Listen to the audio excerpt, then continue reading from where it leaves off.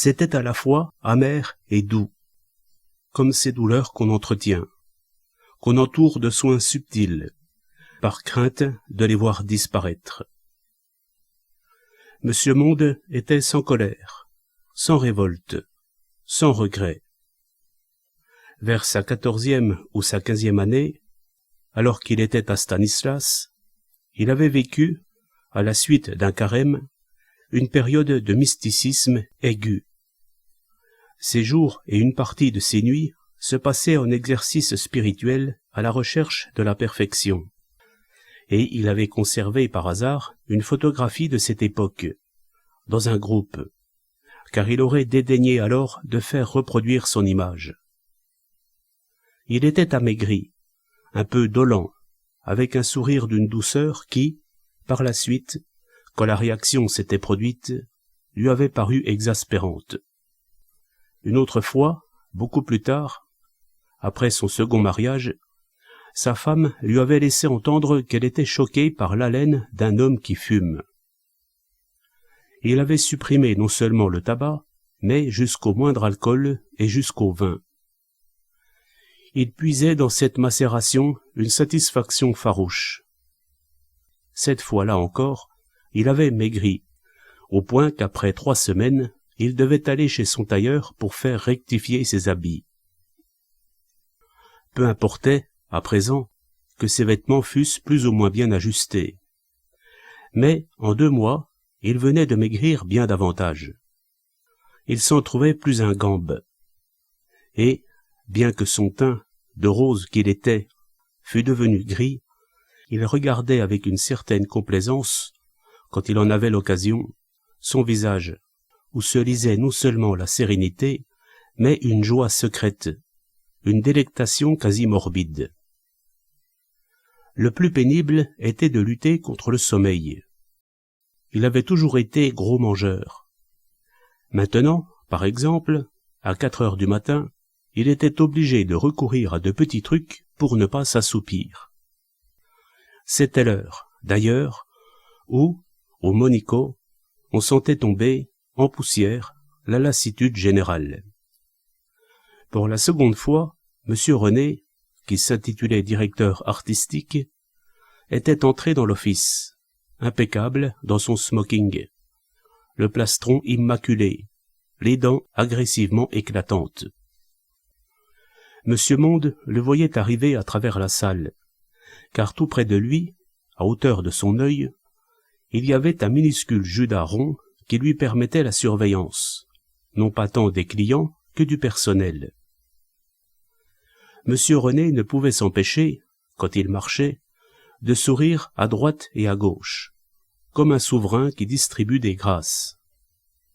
Il s'avançait ainsi dans la lumière chaude du dancing, s'approchait de la porte à 2 battants, couverte de velours rouge d'un côté, sale et vulgaire de l'autre, et, au moment précis où il la poussait d'une main familière, son sourire disparaissait. On ne voyait plus ses dents magnifiques de martiniquais aux cheveux presque lisses, mais aux ongles bleutés de quart de sang. « Quelle heure, Désiré ?» Car on ne met pas l'heure sous les yeux du public dans un endroit où tout l'art consiste à la faire oublier. Désiré, c'était M. Monde, qui avait choisi lui-même ce prénom. Désiré Clouet. Cela datait de Marseille, quand il était assis avec Julie dans une brasserie de la Canebière, et que sa compagne lui avait demandé son nom. Pris au dépourvu, il avait été incapable d'inventer. De l'autre côté de la rue, au-dessus d'une échoppe, il avait lu en lettres jaunes « Désiré Clouet, cordonnier ». Maintenant, il était Désiré pour certains, Monsieur Désiré pour le petit personnel. L'office était une pièce tout en longueur, l'ancienne cuisine d'un appartement particulier. Les murs peints à l'huile étaient d'un vert qui avait tourné au jaune, et, par endroits, au jus de tabac. Une porte, au fond, donnait sur l'escalier de service. Comme cela permettait de sortir de l'établissement par une autre rue que celle où donnait l'entrée principale, il arrivait à des clients de traverser le domicile de M. Désiré. Ceux-là, c'étaient surtout les clients des jeux, que le désordre et la saleté n'affectaient pas. Il leur importait peu de voir que les cuisines du Monico consistaient en un méchant fourneau à gaz dont le tuyau de caoutchouc rouge sautait toujours, et sur lequel on se contentait de réchauffer les plats que le chasseur allait chercher dans un bistrot voisin. Il n'y avait pas de plonge. Les assiettes et couverts étaient empilés, gluants, dans une corbeille. Les verres seuls, marqués du chiffre M, rangés dans un placard, étaient lavés à la maison. Par terre, sous les tables, les bouteilles de champagne attendaient, et, sur cette table, enfin, traînaient des boîtes ouvertes de foie gras, de jambon, des morceaux de viande froide. Désiré avait sa place dans le coin, contre le mur du dancing, sur une sorte d'estrade où se dressait un pupitre. Il répondait « 4 heures, monsieur René. » Ça se tire. C'est à peine s'il restait, en dehors des entraîneuses, une demi-douzaine de vrais clients dans la salle. Et il ne dansait plus. Le jazz se reposait de longs moments entre deux airs. Et M. René était obligé de le rappeler à l'ordre, de loin, d'un mouvement à peine perceptible de la main. M. René mangeait. Presque chaque fois qu'il venait à l'office, il mangeait quelque chose. Une truffe qu'il extrayait du foie gras avec ses doigts, un morceau de jambon, une cuillerée de caviar. Il se versait un fond de bouteille, c'était le repas sérieux. Il se confectionnait un solide sandwich qu'il mangeait lentement, les manchettes troussées, une cuisse sur un coin de table qu'il avait essuyé. Il y avait de longs moments, ainsi, où Désiré n'avait rien à faire. On lui avait donné le titre d'économe. Il avait la garde de tout ce qui se trouvait dans l'office. Boissons, mangeailles, cigarettes, accessoires de cotillon. Il devait veiller à ce que rien ne sorte de cette pièce sans faire l'objet d'une fiche exacte. Puis, par son œil de bœuf, s'assurer que c'était bien cette fiche-là, et non une autre, qui était remise aux clients, car les garçons ont tous les trucs.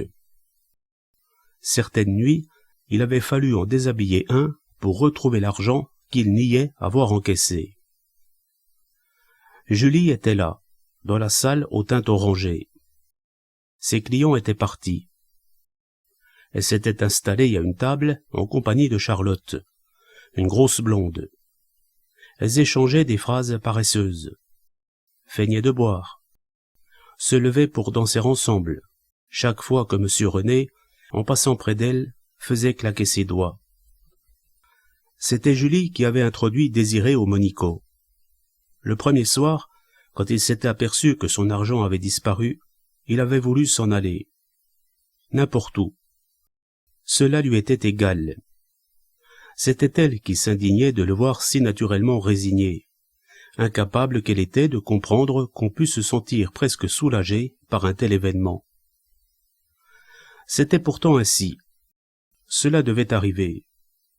C'était par erreur, à Paris, par maladresse, par timidité, pourrait-on dire, qu'il s'était muni d'une forte somme d'argent. Ce faisant, il n'avait pas suivi la règle, une règle qui n'était écrite nulle part, mais qui n'en existait pas moins. Quand il avait décidé de partir, il n'avait été ni surpris ni ému, parce qu'il savait que cela devait arriver.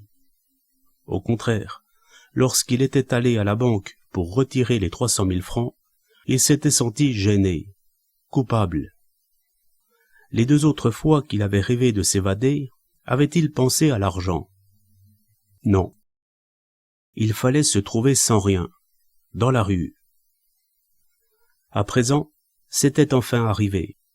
« Attends un moment, j'ai 2 mots à dire au patron. » Julie était descendue. Quand elle était revenue, quelques minutes plus tard, elle avait annoncé. « J'avais raison. Où serais-tu allé? Il y a une petite chambre libre, là-haut. C'est une chambre de bonne, mais Fred a l'habitude de la louer au mois, et il n'en demande pas cher. Moi, je garde encore cette chambre-ci un jour ou deux, et, si je ne trouve rien, je grimperai à mon tour au 6e. Je suis sûr que je trouverai. » Elle avait trouvé, pour elle d'abord, cette place d'entraîneuse au Monico, puis quelques jours plus tard, pour lui, le poste qu'il occupait depuis bientôt 2 mois. En principe, ils n'avaient plus rien de commun. Rarement, quand Julie était seule, ils repartaient ensemble vers leur hôtel, dans le petit matin. Elle lui racontait les histoires de René, ou du grand patron, Monsieur Daudevin, des histoires de ses copines et des clients. Il écoutait avec patience, hochait la tête, souriait comme aux anges, au point qu'elle s'impatientait. « Quel homme es-tu donc ?»« Pourquoi ?»« Je ne sais pas. Tu es toujours content. On pourrait te mettre à n'importe quelle sauce. D'abord, tu n'as pas porté plainte, et, pourtant, tu n'as pas peur de la police. Je m'en suis bien aperçu, va. Tu dis bonjour quand tu la rencontres dans l'escalier à cette chipie qui t'a volé ton argent. » Elle était persuadée, et il partageait volontiers son opinion, que c'était la bonne de leur étage, une fille laide, aux cheveux gras, aux gros seins mous, qui avait pris le paquet de billets sur l'armoire. C'était bien le personnage à épier les clients dans leur chambre, toujours à rôder dans les couloirs, un torchon ou un balai à la main pour se donner une contenance. Julie avait appris qu'elle avait pour amant un musicien du casino qui se montrait dur et méprisant avec elle. « Je parie tout ce que tu veux que c'est lui qui a l'argent. Il est trop malin pour s'en servir dès maintenant. Il attend que la saison soit finie. » C'était possible. Et après? Cela représentait encore une forme de ses rêves. Peut-être même n'était-ce que pour cela qu'il était parti. Il se le demandait souvent. Jeune homme, quand il passait dans l'obscurité près d'un certain genre de femmes, surtout dans les rues sordides, il était traversé d'un grand frisson. Il le faisait exprès de les frôler, mais il ne se retournait pas, fuyant à grands pas, au contraire, dès qu'elles adressaient la parole. Il lui arrivait de quitter son bureau de la rue Montorgueil pour aller rôder un quart d'heure, surtout en hiver, par une petite pluie sale de préférence, dans les ruelles des environs des Halles, où certaines lumières ont comme une odeur de mystère crapuleux.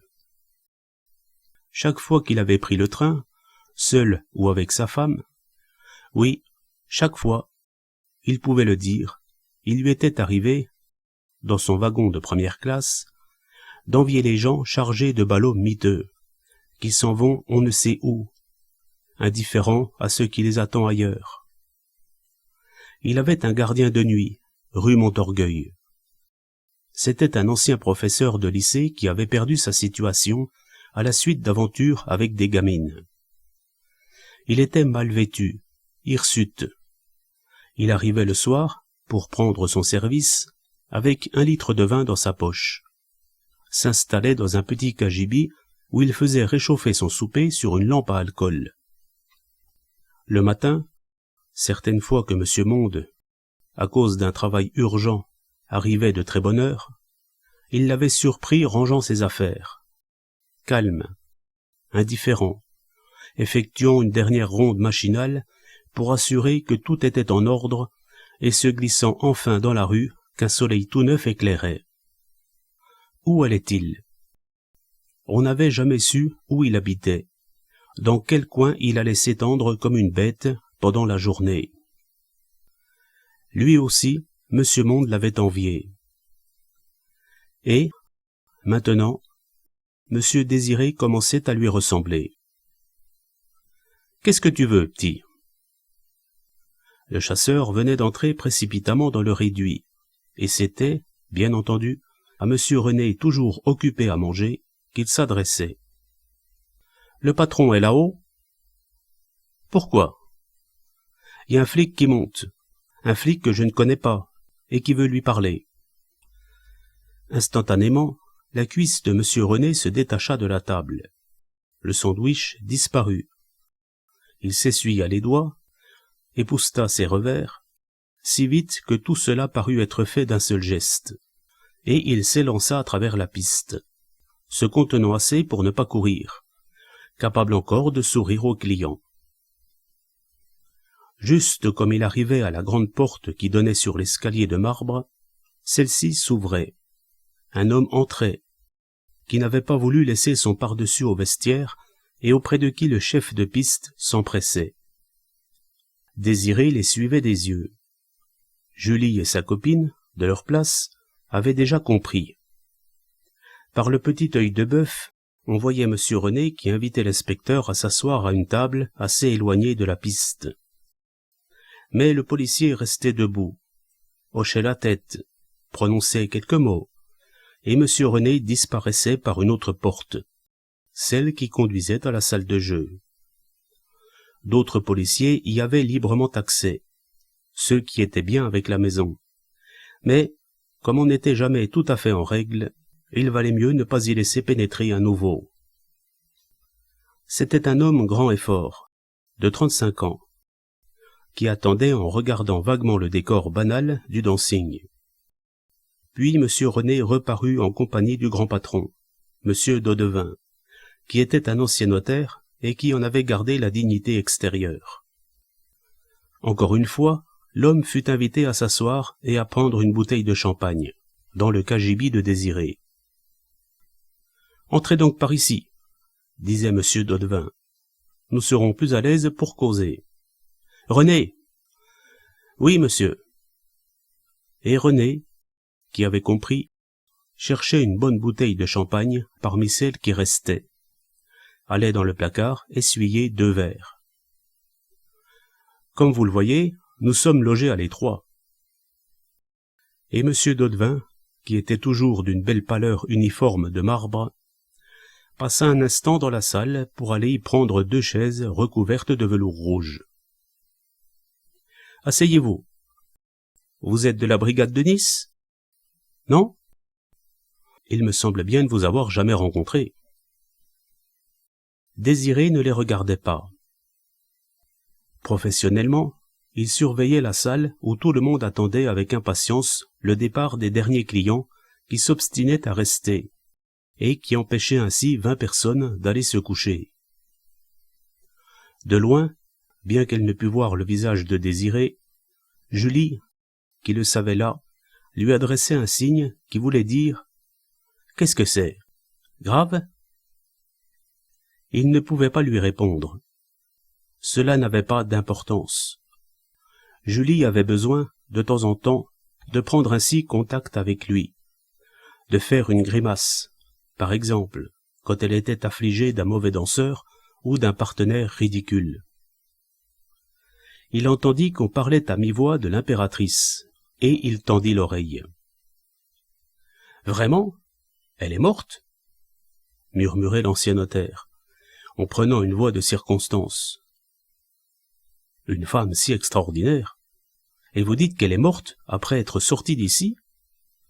C'est évidemment une fatalité, mais je ne vois pas en quoi. » La veille encore, l'impératrice était là, à 5 mètres à peine d'un Désiré invisible, qui, lui, pouvait l'examiner à loisir.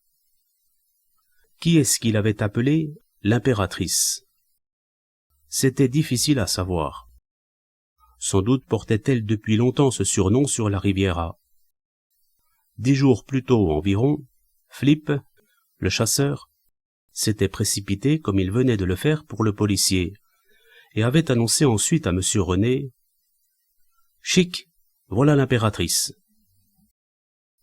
On l'avait vu entrer, énorme, obèse, jaune de graisse, un manteau de fourrure ouvert sur un poitrail ruisselant de pierreries.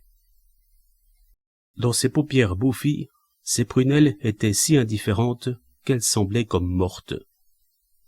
Elle soufflait d'avoir monté l'escalier, car le Monico se trouvait au 1er étage. Elle s'arrêtait, comme une reine attendant que le protocole voulût bien s'occuper d'elle. René courait au-devant d'elle, tout sourire, se dépensait en courbettes, désignait une table, puis une autre, la conduisait enfin vers une banquette tandis que l'ami de l'impératrice, qui portait un petit chien pékinois, suivait avec la modestie d'une dame de compagnie. Désiré, ce soir-là, n'avait pas bronché. Peut-être son sourire était-il devenu un peu plus amer? La compagne de l'impératrice, c'était sa première femme, Thérèse, qu'il n'avait pas revue depuis 18 ans. Elle avait eu beau changer. Il la reconnaissait et il n'y avait en lui aucune haine, aucune rancune. Seulement comme un poids supplémentaire qui lui tombait sur les épaules et qui s'ajoutait au poids déjà si lourd dont il n'essayait même plus de se défaire. Thérèse, maintenant, devait avoir un peu plus de 40 ans, à peine plus, car, quand il l'avait épousée, elle avait 18 ans. Elle paraissait plus que son âge. Ses traits s'étaient figés. Elle restait rose, mais son visage devait être couvert d'une couche de fard qui lui donnait cette immobilité déroutante. Quand elle souriait, cependant, et il lui arriva plusieurs fois de sourire, c'était presque le sourire de jadis que l'on retrouvait. Un sourire timide, délicieusement enfantin, naïf. Ce sourire qui, pendant des années, avait si bien trompé Monsieur Monde sur le compte de sa femme. Elle était modeste, effacée, tenait volontiers la tête un peu penchée et disait d'une voix idéalement douce « Comme tu voudras ». Ou encore « Tu sais bien que j'aime tout ce que tu aimes ». Un mouvement brusque l'eût brisé, et pourtant c'était elle qui collectionnait, dans son secrétaire, des photographies obscènes que des hommes, sur les grands boulevards, fourrent dans les mains des étrangers. C'était elle qui les annotait, les copiait d'un crayon méticuleux, en exagérant la taille des sexes. C'était elle encore, son mari en avait acquis la quasi-certitude, bien qu'il eût préféré ne pas pousser plus loin son enquête, c'était elle qui avait relancé leur chauffeur d'alors jusque dans sa mansarde, et qui, quand il la conduisait en ville, le faisait arrêter devant la porte de Garni douteux. Après, elle retrouvait son pur sourire pour se pencher sur le berceau de ses enfants. Ses paupières s'étaient fanées, mais ce n'était pas sans charme. Elle faisait penser à certains pétales de fleurs qui se plissent à l'infini et deviennent d'une transparence céleste. L'inspecteur acceptait maintenant le champagne qu'on lui offrait, le cigare de la Havane que Désiré s'empressait d'inscrire au registre des sorties, car il en avait la responsabilité, et tout à l'heure la règle voulait qu'il fît signer un bon au grand patron en personne. Elles habitaient toutes les deux le Plaza, expliquait le policier. Un superbe appartement donnant sur la promenade. On ne peut pas se figurer le désordre et la saleté qui y régnaient. Elles interdisaient au personnel de l'hôtel de faire le service chez elles. Elles avaient une domestique tchécoslovaque, ou quelque chose d'approchant, qui allait prendre le plateau à la porte et qui les servait, au lit le plus souvent, car elles étaient souvent couchées 30 heures d'affilée. Quand je suis arrivé avec mon collègue, il y avait des bas troués dans tous les coins. Du linge pas propre, pêle-mêle avec des bijoux, des fourrures, de l'argent traînant sur les meubles. De quoi est-elle morte? s'enquit M. Daudevin. Et, comme M. René restait debout derrière eux, il lui fit signe de sortir. L'inspecteur tirait une boîte de métal de sa poche, en extrayait une seringue démontée qu'il tenait devant son interlocuteur, en regardant celui-ci en plein visage. L'ancien notaire ne sourcilla pas. « Ça, jamais !» dit-il simplement en secouant la tête. « Ah ! Je peux vous jurer, sur la tête de ma fille, qu'il n'est jamais entré de morphine ici, et qu'il n'en est jamais sorti. Vous connaissez le métier aussi bien que moi. Je ne prétends pas que je sois toujours rigoureusement en règle, car c'est impossible. Vos collègues des jeux, qui viennent souvent me voir, presque en amis, vous diront cependant que je suis régulier. Je surveille mon personnel aussi près que possible. J'ai un employé tout exprès. Il désigna Désiré. J'ai un employé tout exprès pour s'assurer que tout se passe correctement dans la salle. Dites-moi, monsieur Désiré, avez-vous jamais vu de la morphine dans la maison? Non, monsieur. Est-ce que vous observez les garçons, le chasseur et les marchandes de fleurs, quand ils s'approchent des clients? Oui, monsieur. Voyez-vous, monsieur l'inspecteur, vous m'auriez parlé de cocaïne, que je n'aurais peut-être pas été aussi catégorique. Je suis beau joueur. Je ne cherche pas à faire croire ce qui n'est pas. Avec des femmes comme nous sommes forcés d'en avoir, il est fatal qu'un jour ou l'autre il s'en glisse une, sur le nombre, qui s'adonne à la neige. Ça fait vite tache d'huile. Il est bien rare que je ne m'en aperçoive pas au bout de quelques jours. C'est arrivé il y a 2 mois, et j'ai aussitôt fait place nette. L'inspecteur le croyait peut-être. Peut-être pas. Il observait le décor autour de lui avec impassibilité, examinait Désiré comme par désœuvrement. Celui-ci eut un peu peur. 6 jours après son départ de Paris, exactement, le lendemain du vol de son argent, sa photographie avait paru dans les journaux, non pas en première page, comme celle des criminels, mais en 3e, entre 2 réclames, de sorte que cela semblait faire partie de la publicité. Le cliché était mauvais. Bonne récompense à qui donnera renseignement sur la personne ci-dessus, qui, selon toute probabilité, a été frappée d'amnésie. On ajoutait le signalement des vêtements qu'il portait le jour de sa disparition, et enfin l'adresse d'un avoué de Paris, l'avoué personnel de Madame Monde, celui-là qui s'occupait d'un procès qui durait depuis 10 ans au sujet d'une maison dont elle avait hérité avec des cousins. Personne ne l'avait reconnu. Il n'avait pas pensé un instant que, si on le recherchait de la sorte, c'est que la clé du coffre était inutile, que sa présence, ou tout au moins sa signature, était nécessaire. Elle avait de la fortune? On parlait de l'impératrice. Il lui en restait assez. Il y a quelques années encore, ça se chiffrait par dizaines de millions. En réalité, c'est une Américaine, une juive américaine, la fille d'un magnat de la confection. Elle s'est mariée 4 ou 5 fois. Elle a vécu un peu partout. Elle a été, entre autres, la femme d'un prince russe, et c'est à cause de ça qu'on l'appelait l'impératrice. Et l'autre? Désiré détourna la tête et regarda dans la salle, craignant toujours l'œil attentif de l'inspecteur. Une Française, d'assez bonne famille, divorcée. Elle a fait de tout, elle aussi. Elle était manœuvre quand l'impératrice l'a rencontrée. Vous l'avez arrêtée? À quoi bon? Il y a aussi des histoires d'hommes. Le personnel de l'hôtel n'est pas bavard. Elle faisait monter des individus chez elle, certains soirs. On ne sait pas où juste. Des gens qu'elle ramassait n'importe où. On était surpris de les rencontrer dans l'escalier du palace. On préférait ne pas les voir, vous comprenez. L'ancien notaire comprenait parfaitement. Hier matin, vers 10 heures, la domestique tchécoslovaque est descendue pour demander le numéro de téléphone d'un médecin. Quand celui-ci est arrivé, l'impératrice était déjà morte, et l'autre, encore sous le coup de la drogue, ne paraissait se rendre compte de rien. « À votre santé. À la vôtre. J'ai été bien obligé de venir chez vous. Nous cherchons à savoir d'où venait la morphine.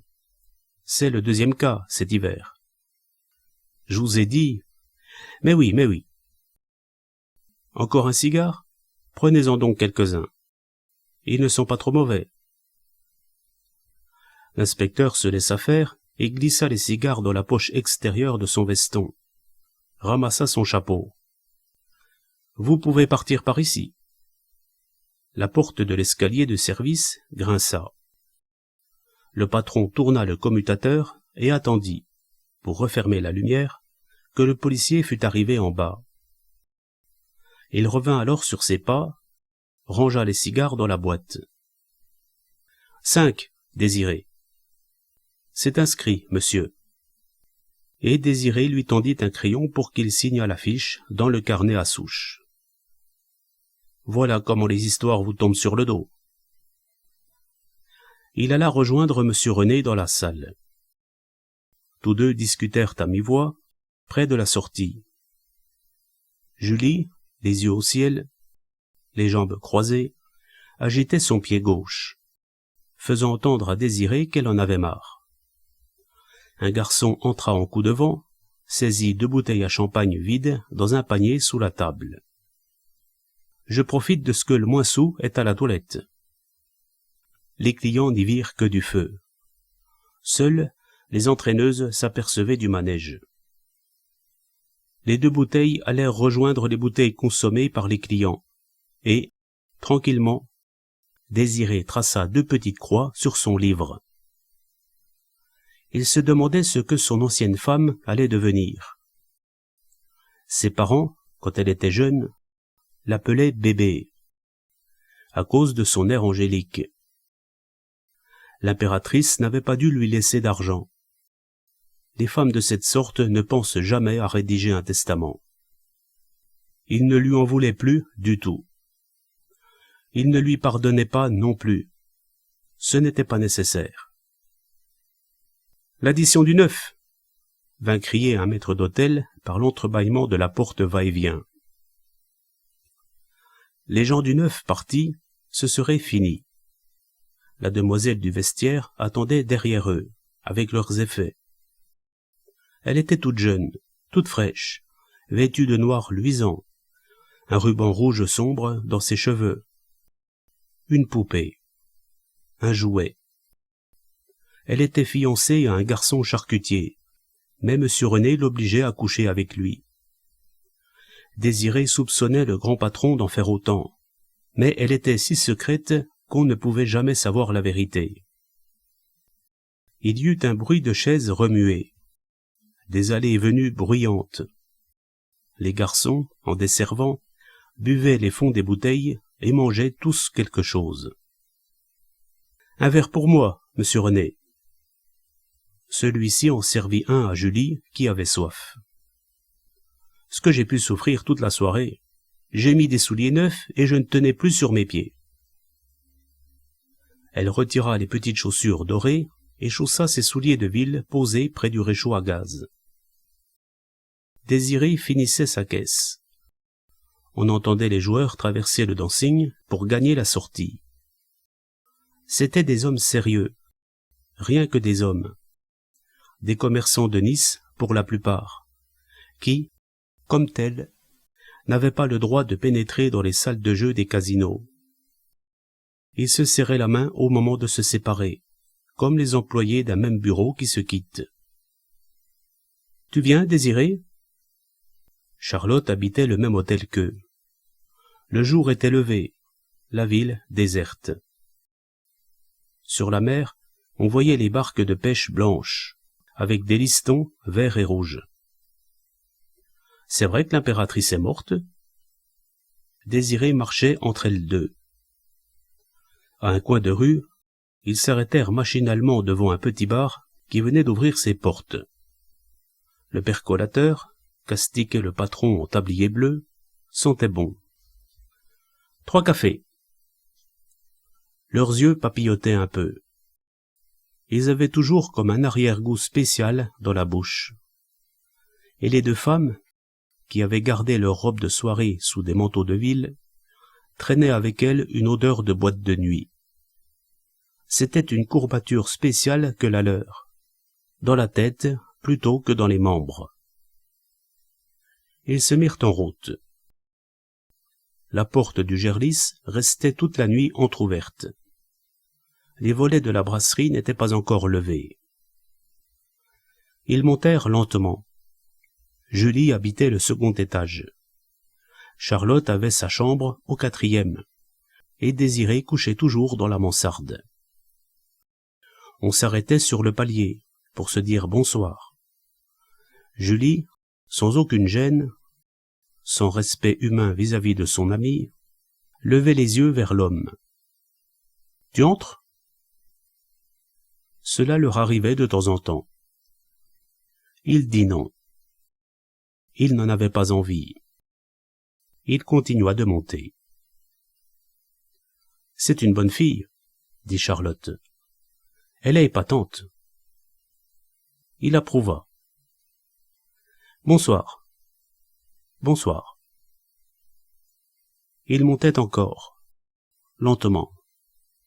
Une fois dans sa vie, chez lui, rue Balu, il lui était arrivé de monter de la sorte vers sa chambre, un soir qu'il était sorti seul et que sa femme, la seconde, l'attendait. Or, involontairement, sans y penser, obéissant à une sorte de besoin, il s'était arrêté, s'était assis sur une marche, fatigué, tout simplement, sans penser. Puis, à cause d'un craquement, peut-être d'une souris dans la cloison, il s'était redressé en rougissant et il avait poursuivi son ascension. Il monta jusqu'au bout, ouvrit la porte avec sa clé, la referma et commença à se dévêtir en regardant les centaines de toits rouges qui s'étageaient dans le soleil du matin.